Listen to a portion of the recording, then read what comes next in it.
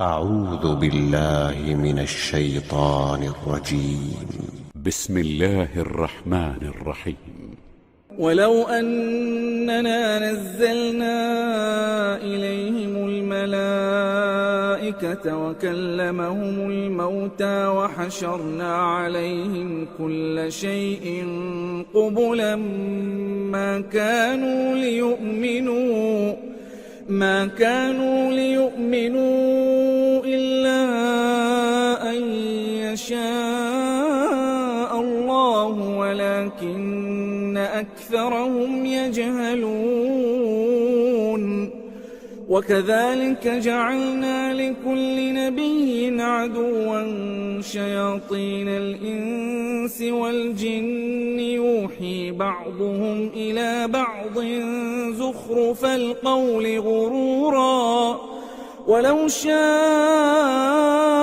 ربك ما فعلوه فذرهم وما يفترون. ولتصغى إليه أفئدة الذين لا يؤمنون بالآخرة وليرضوه وليقترفوا ما هم مقترفون. أفغير الله أبتغي حكما وهو الذي أنزل إليكم الكتاب مفصلا والذين آتيناهم الكتاب يعلمون أنه منزل من ربك بالحق فلا تكونن من الممترين. وتمت كلمة ربك صدقا وعدلا لا مبدل لكلماته وهو السميع العليم. وإن تطع أكثر من في الأرض يضلوك عن سبيل الله إن يتبعون إلا الظن وإن هم إلا يخرصون. إن ربك هو أعلم من يضل عن سبيله وهو أعلم بالمهتدين. فكلوا مما ذكر اسم الله عليه إن كنتم بآياته مؤمنين. وما لكم ألا تأكلوا مما ذكر اسم الله عليه وقد فصل لكم ما حرم عليكم إلا ما اضطررتم إليه وإن كثيرا ليضلون بأهوائهم بغير علم. إن ربك هو أعلم بالمعتدين. وذروا ظاهر الإثم وباطنه إن الذين يكسبون الإثم سيجزون بما كانوا يقترفون. ولا تأكلوا مما لم يذكر اسم الله عليه وإنه لفسق وإن الشياطين ليوحون إلى أوليائهم ليجادلوكم وإن أطعتموهم إنكم لمشركون. أومن كان ميتا فأحييناه وجعلنا له نورا يمشي به في الناس كمن مثله في الظلمات ليس بخارج منها كذلك زين للكافرين ما كانوا يعملون. وكذلك جعلنا في كل قرية أكابر مجرميها ليمكروا فيها وما يمكرون إلا بأنفسهم وما يشعرون. وإذا جاءتهم آية قالوا لن نؤمن حتى نؤتى مثل ما أوتي رسل الله الله أعلم حيث يجعل رسالته سيصيب الذين أجرموا صغار عند الله وعذاب شديد بما كانوا يمكرون فمن يرد الله أن يهديه يشرح صدره للإسلام ومن يرد أن يضله يجعل صدره ضيقا حرجا كأنما يصعد في السماء كذلك يجعل الله الرجس على الذين لا يؤمنون وهذا صراط ربك مستقيما قد فصلنا الآيات لقوم يذكرون لهم دار السلام عند ربهم وهو وليهم بما كانوا يعملون ويوم يحشرهم جميعا يا معشر الجن قد استكثرتم من الإنس وقال أولياؤهم من الإنس ربنا استمتع بعضنا ببعض وبلغنا أجلنا الذي أجلت لنا قال النار مثواكم خالدين فيها إلا ما شاء الله إن ربك حكيم عليم وكذلك نولي بعض الظالمين بعضا بما كانوا يكسبون يا معشر الجن والإنس ألم يأتكم رسل منكم يقصون عليكم آياتي وينذرونكم لقاء يومكم هذا قالوا شهدنا على أنفسنا وغرتهم الحياة الدنيا وشهدوا على أنفسهم أنهم كانوا كافرين ذلك أن لم يكن ربك مهلك القرى بظلم وأهلها غافلون ولكل درجات مما عملوا وما ربك بغافل عما يعملون وربك الغني ذو الرحمة إن يشأ يذهبكم ويستخلف من بعدكم ما يشاء كما أنشأكم من ذرية قوم آخرين إنما توعدون لآت وما أنتم بمعجزين قل يا قوم اعملوا على مكانتكم إني عامل فسوف تعلمون من تكون له عاقبة الدار إنه لا يفلح الظالمون وجعلوا لله مما ذرأ من الحرث والأنعام نصيبا فقالوا هذا لله بزعمهم وهذا لشركائنا فما كان لشركائهم فلا يصل إلى الله وما كان لله فهو يصل إلى شركائهم ساء يحكمون وكذلك زين لكثير من المشركين قتل أولادهم شركاؤهم ليردوهم وليلبسوا عليهم دينهم ولو شاء الله ما فعلوه فذرهم وما يفترون وقالوا هذه أنعام وحرث حجر لا يطعمها إلا من نشاء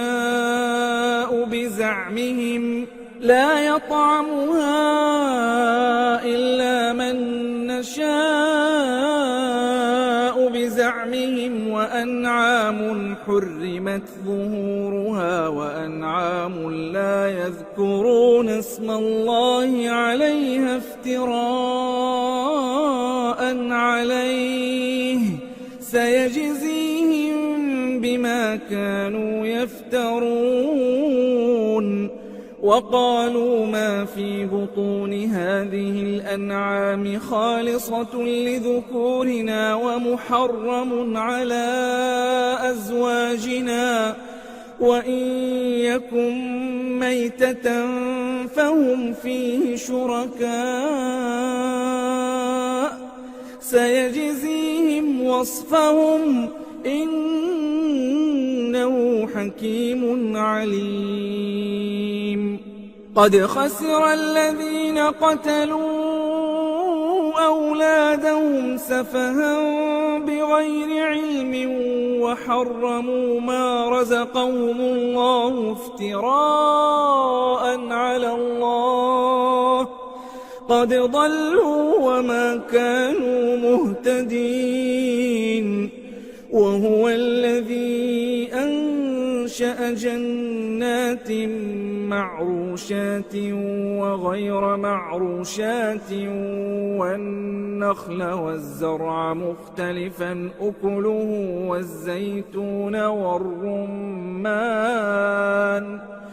والزيتون والرمان متشابها وغير متشابه كلوا من ثمره إذا أثمر وآتوا حقه يوم حصاده ولا تسرفوا إنه لا يحب المسرفين ومن الأنعام حمولة وفرشا كلوا مما رزقكم الله ولا تتبعوا خطوات الشيطان إنه لكم عدو مبين 8 أزواج من الضأن 2 ومن المعز 2 قل الذكرين حرم أم الأنثيين أما اشتملت عليه أرحام الأنثيين نبئوني بعلم إن كنتم صادقين ومن الإبل 2 ومن البقر 2 قل الذكرين حرم أم الأنثيين أما اشتملت عليه أرحام الأنثيين أم كنتم شهداء إذ وصاكم الله بهذا فمن أظلم ممن افترى على الله كذبا ليضل الناس بغير علم إن الله لا يهدي القوم الظالمين قل لا أجد فيما أوحي إلي محرما على طاعم يطعمه إلا أن يكون ميتة ميتة أو دما مسفوحا أو لحم خنزير فإنه رجس أو فسقا أهل لغير الله به، فمن اضطر غير باغ ولا عاد فإن ربك غفور رحيم. وعلى الذين هادوا حرمنا كل ذي ظفر، ومن البقر والغنم حرمنا عليهم شحومهما إلا ما حملت ظهورهما أو الحوايا أو ما اختلط بعظم، ذلك جزيناهم ببغيهم وإنا لصادقون. فإن كذبوك فقل ربكم ذو رحمة واسعة ولا يرد بأسه عن القوم المجرمين. سيقول الذين أشركوا لو شاء الله ما أشركنا ولا آباؤنا ولا حرمنا من شيء، كذلك كذب الذين من قبلهم حتى ذاقوا بأسنا. قل هل عندكم من علم فتخرجوه لنا؟ إن تتبعون إلا الظن وإن أنتم إلا تخرصون. قل فلله الحجة البالغة، فلو شاء لهداكم أجمعين. قل هلم شهداءكم الذين يشهدون أن الله حرم هذا، فإن شهدوا فلا تشهد معهم ولا تتبع أهواء الذين كذبوا بآياتنا والذين لا يؤمنون بالآخرة وهم بربهم يعدلون. قل تعالوا أتل ما حرم ربكم عليكم ألا تشركوا به شيئا وبالوالدين إحسانا ولا تقتلوا أولادكم من إملاق، نحن نرزقكم وإياهم، ولا تقربوا الفواحش ما ظهر منها وما بطن، ولا تقتلوا النفس التي حرم الله إلا بالحق، ذلكم وصاكم به لعلكم تعقلون. ولا تقربوا مال اليتيم إلا بالتي هي أحسن حتى يبلغ أشده، وأوفوا الكيل والميزان بالقسط، لا نكلف نفسا إلا وسعها، وإذا قلتم فاعدلوا ولو كان ذا قربى، وبعهد الله أوفوا، ذلكم وصاكم به لعلكم تذكرون. وأن هذا صراطي مستقيما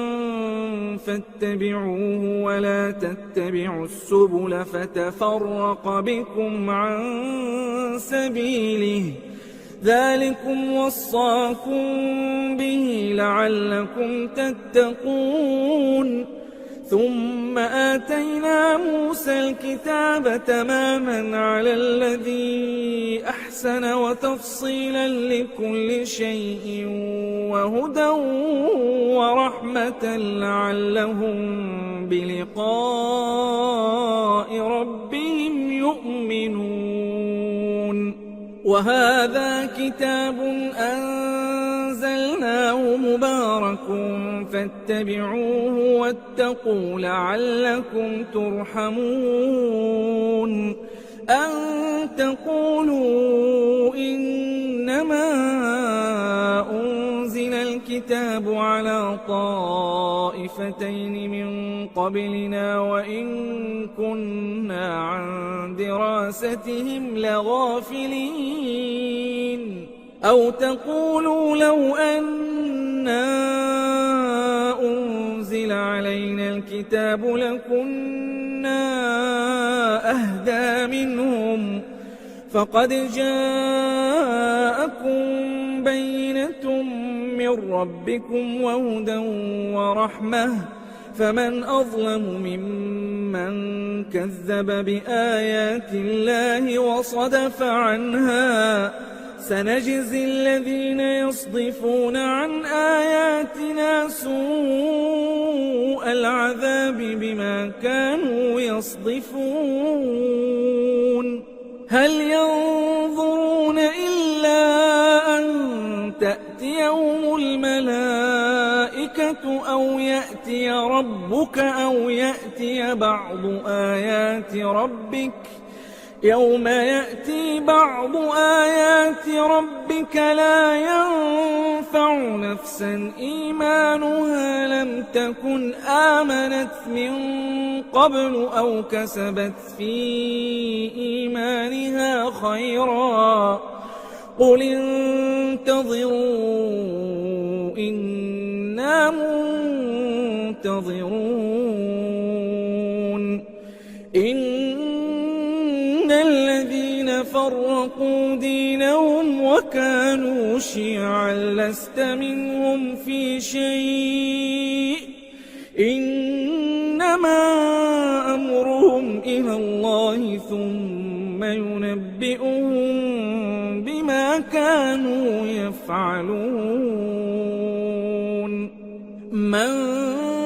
جاء بالحسنة فله عشر أمثالها ومن جاء بالسيئة فلا يجزى إلا مثلها وهم لا يظلمون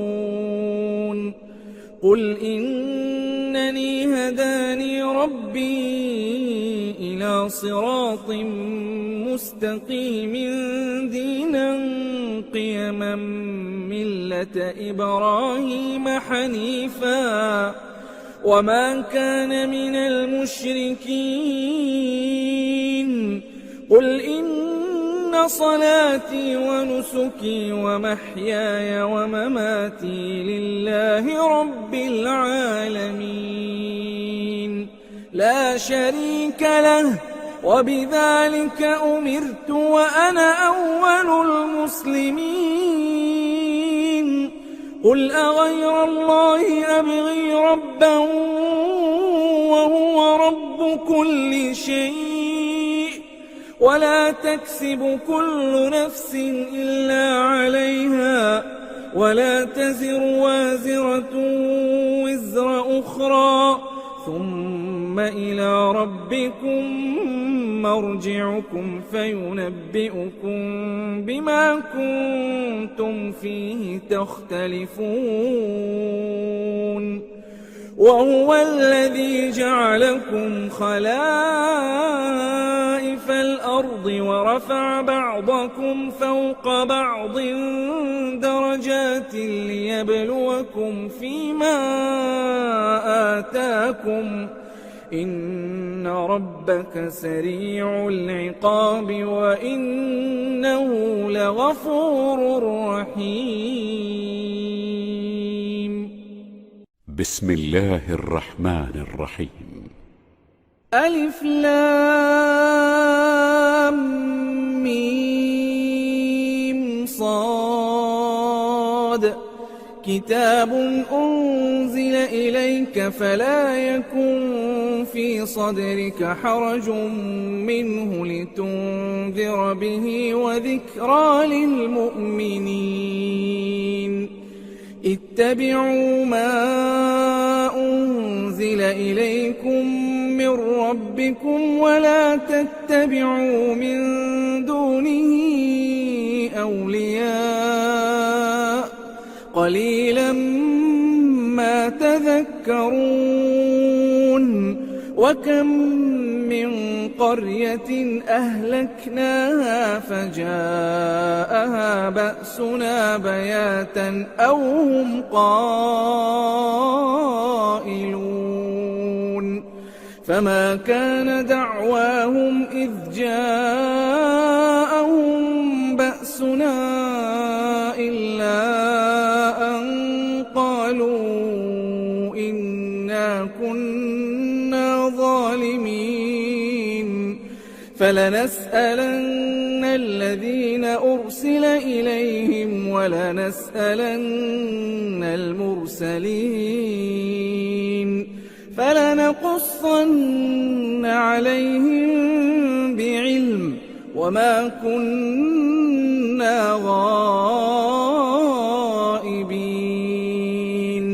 وَالْوَزْنُ يَوْمَئِذٍ الْحَقُّ فَمَن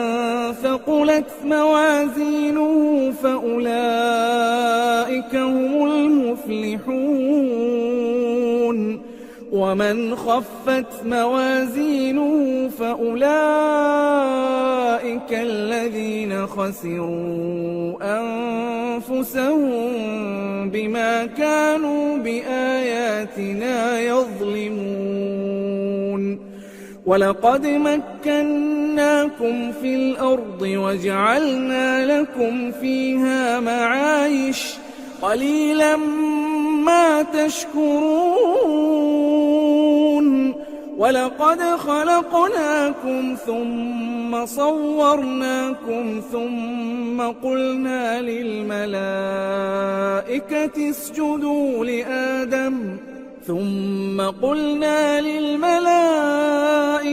اسجدوا لآدم فسجدوا إلا إبليس لم يكن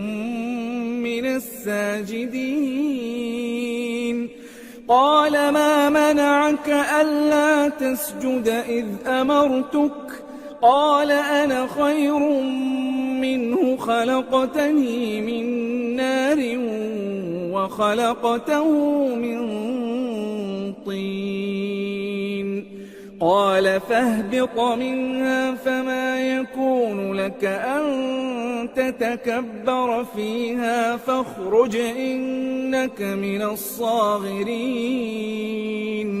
قال أنظرني إلى يوم يبعثون قال إنك من المنظرين قال فبما أغويتني لأقعدن لهم صراطك المستقيم ثم لآتينهم من بين أيديهم ومن خلفهم وعن أيمانهم وعن شمائلهم ولا تجد أكثرهم شاكرين قال اخرج منها مذءوما مدحورا لمن تبعك منهم لأملأن جهنم منكم أجمعين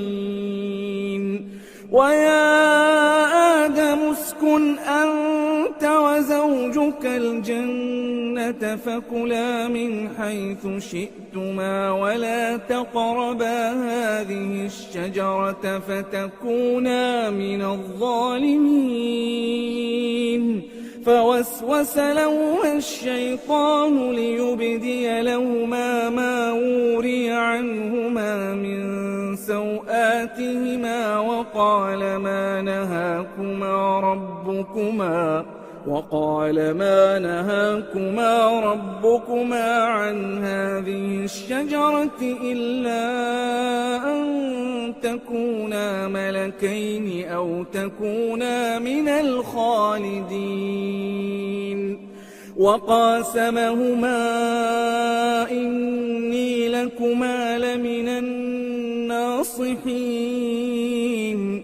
فدلاهما بغرور فلما ذاقا الشجرة بدت لهما سوآتهما وطفقا يخصفان عليهما من ورق الجنة وناداهما ربهما ألم أنهكما عن تلكما الشجرة وأقل لكما إن الشيطان لكما عدو مبين قالا ربنا ظلمنا أنفسنا وإن لم تغفر لنا وترحمنا لنكونن من الخاسرين قال اهبطوا بعضكم لبعض عدو ولكم في الأرض مستقر ومتاع إلى حين قال فيها تحيون وفيها تموتون ومنها تخرجون يا بني آدم قد أنزلنا عليكم لباسا يواري سوآتكم وريشا ولباس التقوى ذلك خير ذلك من آيات الله لعلهم يذكرون يا بني آدم لا يفتننكم الشيطان كما أخرج أبويكم من الجنة ينزع عنهما لباسهما ليريهما سوآتهما إنه يراكم هو وقبيله من حيث لا ترونهم إنا جعلنا الشياطين أولياء للذين لا يؤمنون وإذا فعلوا فاحشة قالوا وجدنا عليها آباءنا والله أمرنا بها قل إن الله لا يأمر بالفحشاء أتقولون على الله ما لا تعلمون قل أمر ربي بالقسط وأقيموا وجوهكم عند كل مسجد وادعوه مخلصين له الدين كما بدأكم تعودون فريقا هدى وفريقا حق عليهم الضلالة إنهم اتخذوا الشياطين أولياء من دون الله ويحسبون أنهم مهتدون يا بني آدم خذوا زينتكم عند كل مسجد وكلوا واشربوا ولا تسرفوا إنه لا يحب المسرفين قل من حرم زينة الله التي أخرج لعباده والطيبات من الرزق قل هي للذين آمنوا في الحياة الدنيا خالصة يوم القيامة كذلك نفصل الآيات لقوم يعلمون قل إنما حرم ربي الفواحش ما ظهر منها وما بطن والإثم والبغي بغير الحق وأن تشركوا بالله ما لم ينزل به سلطانا وأن تقولوا على الله ما لا تعلمون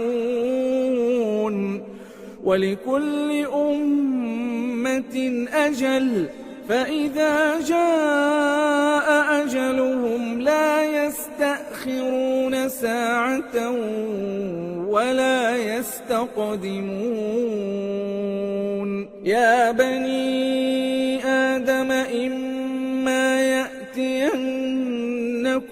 رسل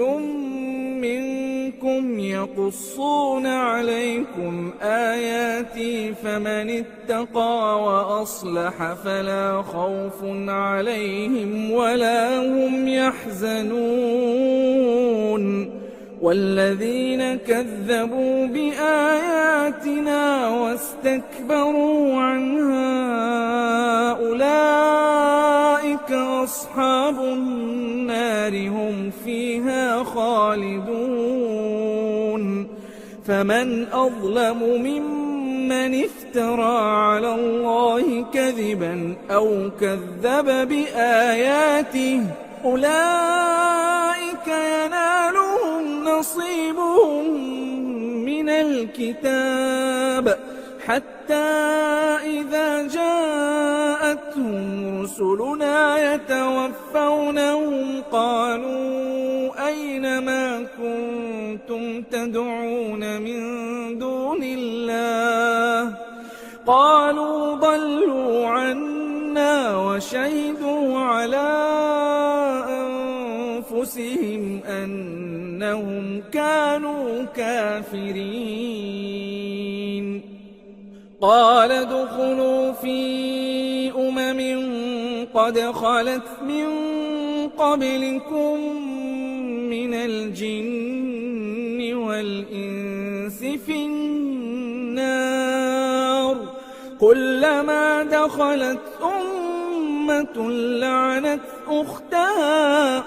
حتى إذا اداركوا فيها جميعا قالت أخراهم لأولاهم ربنا هؤلاء أضلونا فآتهم عذابا ضعفا من النار قال لكل ضعف ولكن لا تعلمون وقالت أولاهم لأخراهم فما كان لكم علينا من فضل فذوقوا العذاب بما كنتم تكسبون إن الذين كذبوا بآياتنا واستكبروا عنها لا تفتح لهم أبواب السماء ولا يدخلون الجنة حتى يلج الجمل في سم الخياط وكذلك نجزي المجرمين لهم من جهنم مهاد ومن فوقهم غواش وكذلك نجزي الظالمين والذين آمنوا وعملوا الصالحات لا نكلف نفسا إلا وسعها أولئك أصحاب الجنة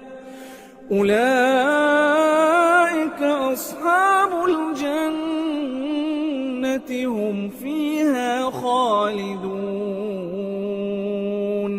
ونزعنا ما في صدورهم من غل تجري من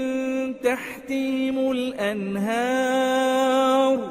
وقالوا الحمد لله الذي هدانا لهذا وما كنا لنهتدي لولا أن هدانا الله لقد جاءت رسل ربنا بالحق ونودوا أن تلكم الجنة أورثتموها بما كنتم تعملون ونادى أصحاب الجنة أصحاب النار أن قد وجدنا ما وعدنا ربنا حقا فهل وجدتم ما وعد ربكم حقا قالوا نعم فأذن مؤذن بينهم اللعنة الله على الظالمين الذين يصدون عن سبيل الله ويبغونها عوجا وهم بالآخرة كافرون وبينهما حجاب وعلى الأعراف رجال يعرفون كلا بسيماهم ونادوا أصحاب الجنة أن سلام عليكم لم يدخلوها وهم يطمعون وإذا صرفت أبصارهم تلقاء أصحاب النار قالوا ربنا لا تجعلنا مع القوم الظالمين ونادى أصحاب الأعراف رجالا يعرفونهم بسيماهم قالوا ما أغنى عنكم جمعكم وما كنتم تستكبرون أهؤلاء الذين أقسمتم لا ينالهم الله برحمة ادخلوا الجنة لا خوف عليكم ولا أنتم تحزنون ونادى أصحاب النار أصحاب الجنة أن أفيضوا علينا من الماء أو مما رزقكم الله قالوا إن الله حرمهما على الكافرين الذين اتخذوا دينهم لهوا ولعبا وغرتهم الحياة الدنيا فاليوم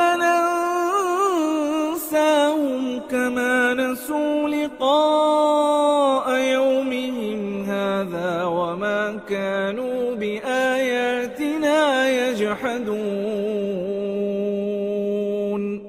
ولقد جئناهم بكتاب فصلناه على علم هدى ورحمة لقوم يؤمنون هل ينظرون إلا تأويله يوم يأتي تأويله يقول الذين نسوه من قبل قد جاءت رسل ربنا بالحق فهل لنا من شفعاء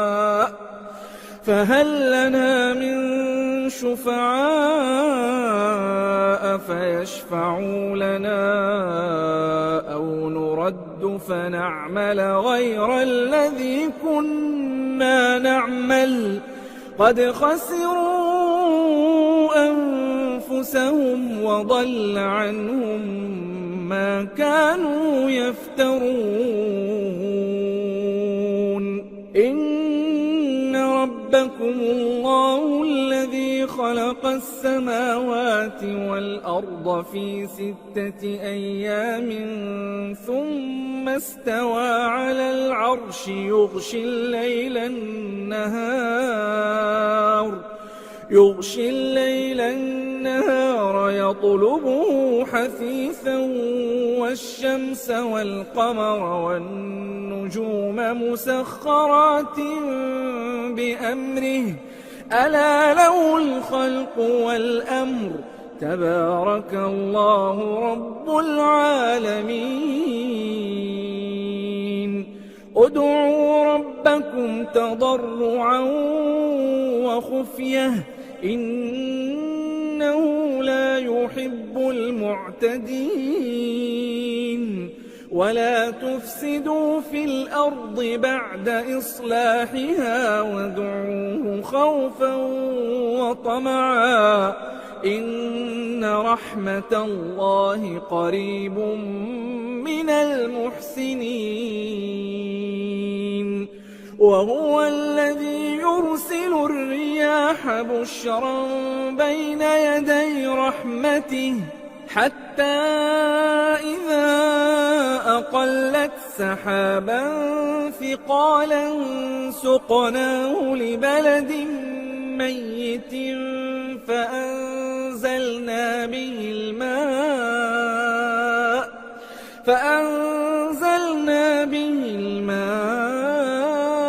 فأخرجنا به من كل الثمرات كذلك نخرج الموتى لعلكم تذكرون والبلد الطيب يخرج نباته بإذن ربه والذي خبث لا يخرج إلا نكدا كذلك نصرف الآيات لقوم يشكرون لقد أرسلنا نوحا إلى قومه فقال يا قوم اعبدوا الله ما لكم من إله غيره إني أخاف عليكم عذاب يوم عظيم قال الملأ من قومه إنا لنراك في ضلال مبين قال يا قوم ليس بي ضلالة ولكني رسول من رب العالمين أبلغكم رسالات ربي وأنصح لكم وأعلم من الله ما لا تعلمون أوعجبتم أن جاءكم ذكر من ربكم على رجل منكم لينذركم ولتتقوا ولعلكم ترحمون فكذبوه فأنجيناه والذين معه في الفلك وأغرقنا الذين كذبوا بآياتنا إنهم كانوا قوما عمين وإلى عاد أخاهم هودا قال يا قوم اعبدوا الله ما لكم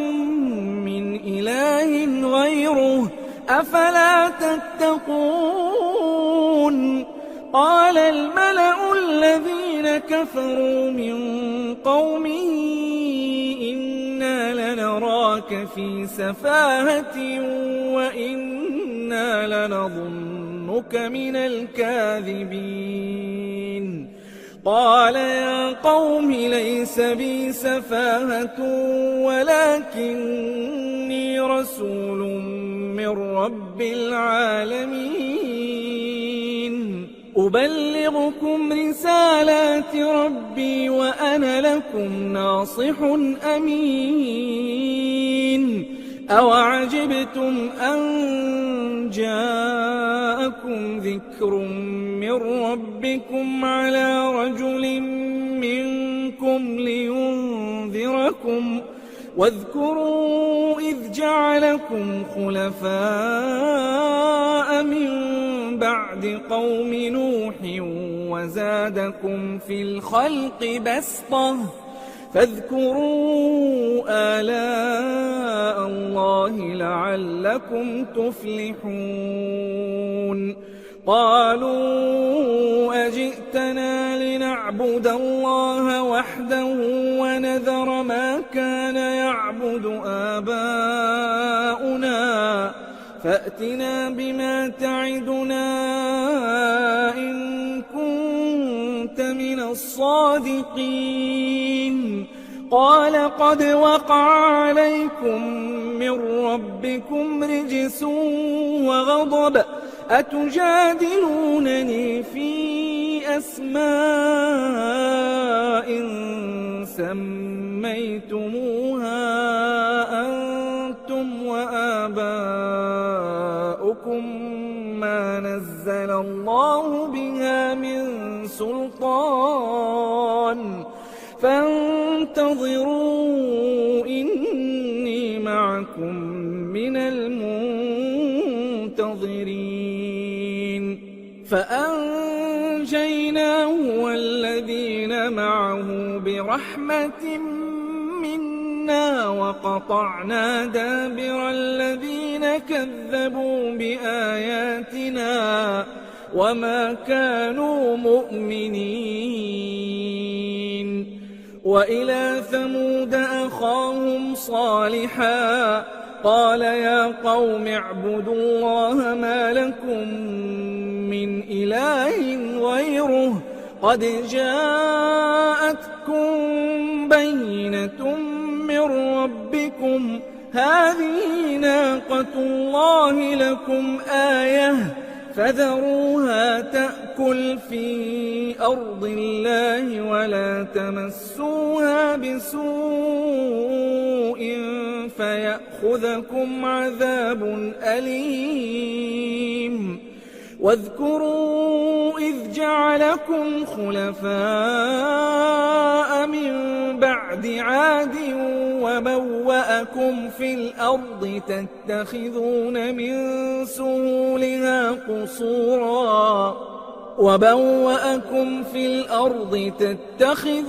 من سهولها قصورا وتنحتون الجبال بيوتا فاذكروا آلاء الله ولا تعثوا في الأرض مفسدين قال الملأ الذين استكبروا من قومه للذين استضعفوا لمن آمن منهم أتعلمون أن صالحا مرسل من ربه قالوا إنا بما أرسل به مؤمنون قال الذين استكبروا إنا بالذي آمنتم به كافرون فعقروا الناقة وعتوا عن أمر ربهم وقالوا يا صالح ائتنا بما تعدنا إن كنت من المرسلين فأخذتهم الرجفة فأصبحوا في دارهم جاثمين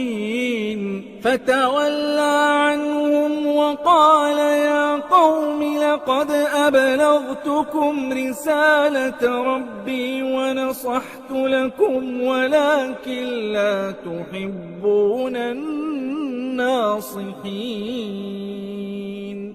ولوطا إذ قال لقومه أتأتون الفاحشة ما سبقكم بها من أحد من العالمين إنكم لتأتون الرجال شهوة من دون النساء بل أنتم قوم مسرفون وما كان جواب قومه إلا أن قال قالوا أخرجوهم من قريتكم إنهم أناس يتطهرون فأنجيناه وأهله إلا امرأته كانت من الغابرين وأمطرنا عليهم مطرا فانظر كيف كان عاقبة المجرمين وإلى مدين أخاهم شعيبا قال يا قوم اعبدوا الله ما لكم من إله غيره قد جاءتكم بينة من ربكم فأوفوا الكيل والميزان ولا تبخسوا الناس أشياءهم ولا تفسدوا في الأرض بعد إصلاحها ذلكم خير لكم إن كنتم مؤمنين ولا تقعدوا بكل صراط توعدون وتصدون عن سبيل الله من آمن به وتبغونها عوجا واذكروا إذ كنتم قليلا فكثركم وانظروا كيف كان عاقبة المفسدين وإن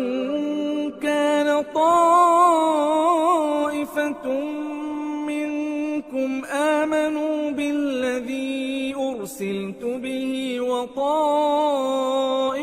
لم يؤمنوا فاصبروا حتى يحكم الله بيننا وهو خير الحاكمين